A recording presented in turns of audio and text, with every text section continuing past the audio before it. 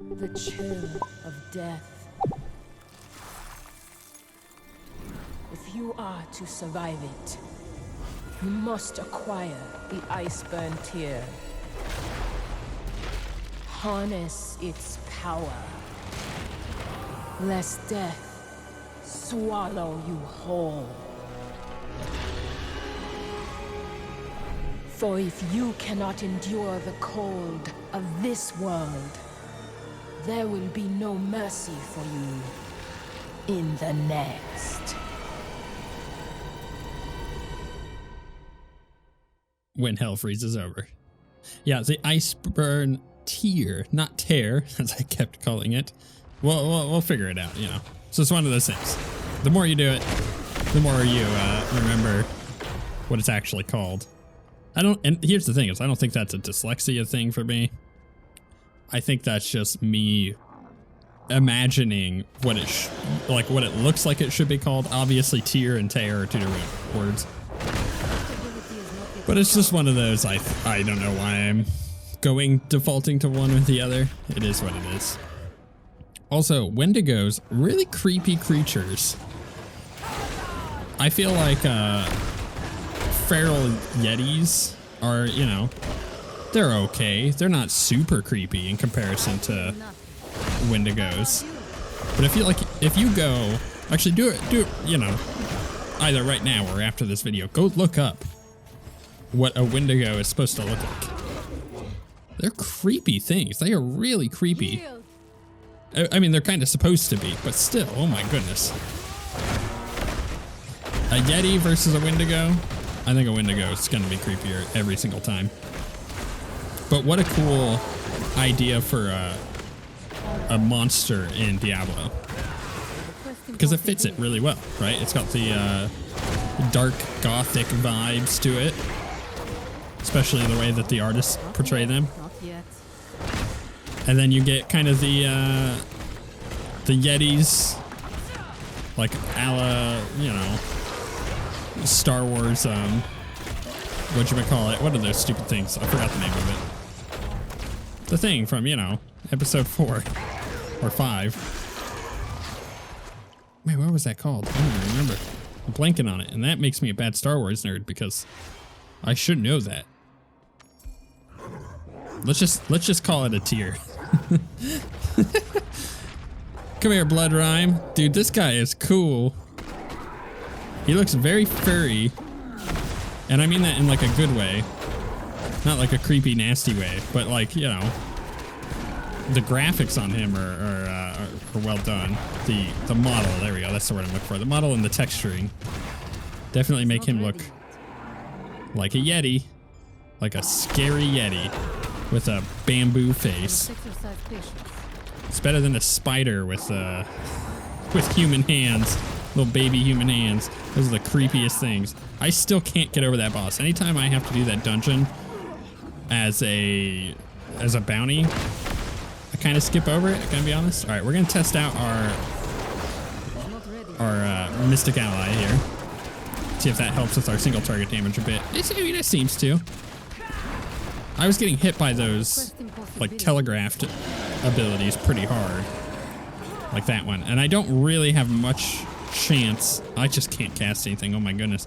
I don't have much of a chance to react to it. Because by the time, like, let's say I'm standing in the middle of it. By the time I walk out of the middle of it, I'm hit by it. Like, because I get locked into my attack animation, as you saw there. So the best I can do is just kind of run around and hope for the best. The cavern is collapsing.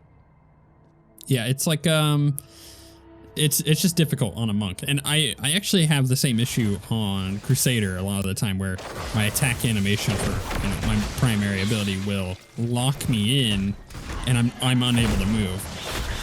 And sometimes I can save myself with Falling Sword, and, you know, on the monk, sometimes I can save myself with Dashing Strike. In fact, Dashing Strike is, or whatever, it's Flying Kick, whatever they call it, is extremely good for, that was weird, my screen just went black for a second. It is extremely good for the movement, but I'm not able to do much damage, which really, really sucks. All right, I'm going to check out what was going on with that because I don't know if that blackness is going to happen. Again, I don't want it to happen. Okay, I think we're good. I just double checked that I had everything plugged in right. But yeah, I don't think I've ever had that actually happen on the phone where my screen just went black for a second. A little concerning. Is that a phone issue? Might be. We'll see. I don't think it's a Diablo Immortal issue because it was like the whole phone that happened to. Hey, nerds. Get wrecked. These frozen guys are really cool. Having some Kaz right here. I feel like if you're gonna be doing anything with the barbarians, having some extra goatmen, it just makes a lot of sense, really. But the thing that I like about this dungeon is it feels almost like there's constant danger. It's keeping you on your toes. Like, unlike the, I don't know, let's say the Kakuri Rapids, which is a dungeon which at this point, now this may change when it actually launches, but at this point you can skip the entire first half of the dungeon. You literally just run past everything, get on the boats, and if you're doing the bounty for it, you need drops off of the pygmies, and the pygmies indeed are through the whole second half and end of the dungeon, and you fight plenty of them to get the stuff, so you literally just skip over. Give me the chest. Can let me have the, oh wait, is it a wall? Why am I feel like I'm lost. Although, it's cool that you can break the ice. Okay, well that's not working. Go. Yeah, okay, fine, we'll just go this way. You know, you can skip the entire first part of the rapids by just literally running to the boat and getting on it. And you skip over, I don't know, 40 or 50 enemies in the way. So if you're doing the bounty, it's literally faster to skip the first half of the dungeon, which is kind of unfortunate. And there's a couple dungeons like that where it doesn't really feel like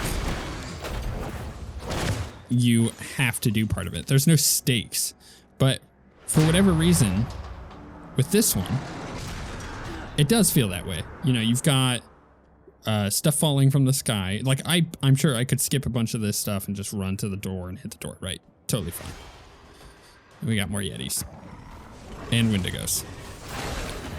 But the fact that there is an environmental effect happening where you have to dodge stuff as you're going through, I feel like just kind of, you know, makes the dungeon feel a little bit more alive in a way that isn't just, here's a path, walk through the path till you get to the end and then fight the bosses along the way. Which, you know, it's sure that's a dungeon, but is it a well-designed dungeon if it's just that? No, I feel like it needs to have, oh, it's a big boy. It needs to have just a little bit more. Oh, it's a cool big boy. It reminds me of the guys in Diablo 3 in, oh crap, what is this stupid zone called? The Battlefields of Eternity. Where they have the portal on their back and they get up and do that. It's a really cool model. And I am crushing it quite a bit. Here, let's pop this. Oh, I popped that right at the wrong time. That's fine. I'll just wave these guys down. You know what? I suppose, actually, I popped that at a pretty good time. Because it allows me to clear some of this out. Also, you can just do this kind of stuff. To avoid that. So if you have, like, Falling Sword or that rune that we have on Exploding Palm, it gives you options for dodging that stuff. This boss is so cool. Oh my goodness, there's so many cool mechanics. I love it. I feel like it is one of the more mechanically involved bosses as far as stuff going on and you having to dodge. And as a person who quite enjoys a well-designed boss, I am loving this. You know, this reminds me of doing, like, WoW dungeons in a good way, or like even raids. Heck, his little laser beam phase, this reminds me of the boss in Nighthold. trying to remember. Trilliax, I think is his name, which kind of does something similar, where it's got a laser beam that goes around the room, and on like Mythic it changes directions, which I think is really funny. And if you get hit by it, you just get one shot by it. So, you know, that's an example of a cool raid fight mechanic that they're bringing into Diablo Immortal, and I think it works. And I've mentioned this before. I think in general, boss mechanics like that work really well in Diablo. Or in just, I don't know, action RPGs in general. Alright, let's pick all this stuff up as the frame rate dies. The Iceburn Tear. Tear my frame rate to pieces. Yes, I know it's a tier. Let's go back to town, get this turned in. Now that we've helped the barbarians, maybe, you know, quid pro quo, barbarian. Ooh, we got daily activity, claim rewards. So it wants us to do that. Now it wants us to complete an Elder Rift. Figures. We'll claim that. See, here's the thing, like, you know, let me head back to that for a second. So the guide is telling me I'm going to get additional rewards for completing one Elder Rift. This is for the current zone of the Frozen Tundra. Like, I get it, right? I get that it wants me to be doing some activities that aren't just leveling. But at the same time, haven't we had that before? So why not switch it up a bit? Why not, like, I don't know, go refine for Scoria, or go do, well, you can't have it do anything PvP related, because some people just don't want a PvP, and that's totally fine. So I guess you couldn't do anything regarding like battlegrounds or anything like that. So I don't know, maybe like just something different than something that we've already done recently. It was part of the guide recently to go do an Elder Rift. On one hand, I feel like I'm nitpicking some of the stuff while leveling up. But on the other hand, you have to remember, there's going to be plenty of players who jump into the game, and this is going to be their experience. And maybe they won't want to do end game content because they feel like the 1 to 60 experience is a little slowed down by needless busy work. All right, unbelievable. I can feel it's cold from over here. Not many have escaped the cavern with lives, much less holding the tear. If only my people still had the courage you bear, but our will has been broken, much like our home.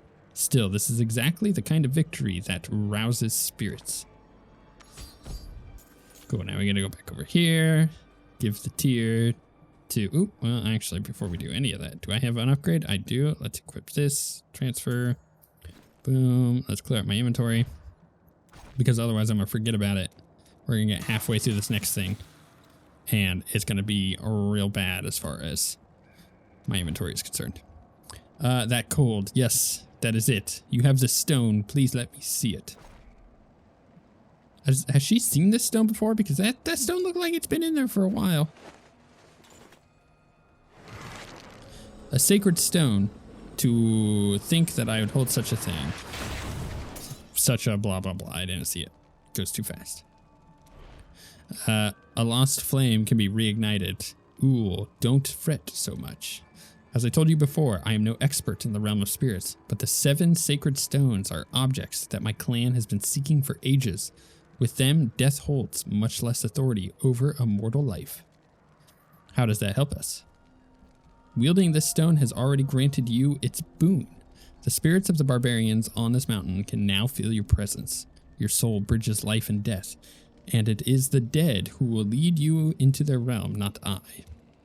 To the north, the Ice Clan Khazra have claimed the graveyard of the ancients. Clear out their infestation, present their war banner to the spirits of old, and perhaps they will grant you permission to walk amongst them. As I was saying, if you're going to do... Oh, I'm going to speak to the chieftain once more. Hopefully I can meet you. Yeah, thanks, Devra. Good luck with your chat. This is... It's a throwback to the previous episode, if you didn't know, where my character super bad-mannered that person by basically telling them that they were useless, which is more or less just a funny writing goof than, or tone goof than it was anything else. So anytime that you do stuff with barbarians, I feel like you have to do stuff with goatmen. It just makes sense. But at the same time, I wonder, let's say Diablo 4 takes us to Secheron or Frozen Wastes or Ariat or anything like that. Are we gonna, you know, in experiencing more barbarian stuff, are we gonna fight new types of enemies, or is it just gonna be more Khazra? Obviously, more Khazra is fine. More goatmen, bring it on, whatever. But at the same time, a new installment of Diablo, such as Diablo 4, or in this case Diablo Immortal, but while I do think of Diablo Immortal as a new installment, I also understand its budget constraints compared to a Diablo 4, and understand that, you know, the reusing of enemies and assets as much as possible does keep costs down. So I get it, totally fine.